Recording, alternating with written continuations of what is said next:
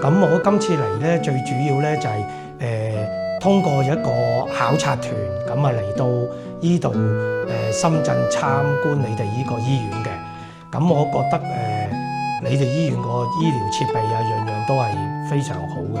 因為我已經喺香港係成差唔多20年前已經種㗎啦，第一隻牙喺05年嗰陣時。咁今次落嚟種嗰個感覺係覺得非常之好，好滿意。啲朋友問我嚟種牙點啊？痛唔痛啊？好唔好啊？個衞生程度高唔高啊？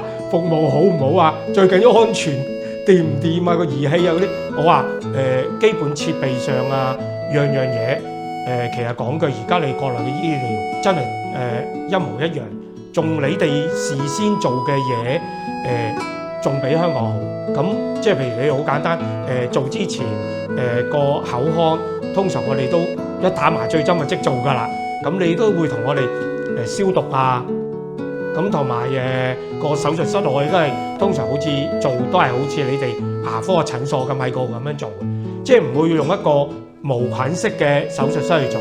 咁所以我呢幾樣嘢咧，我都不斷都同啲朋友講，除咗價錢平係一個問題啦，但係真係個服務係好過我哋香港好多，呢個係事實嚟嘅。咁尤其是你哋啲職員啊，因為你哋呢度好大啦地方，咁唔需要我哋去揾咯。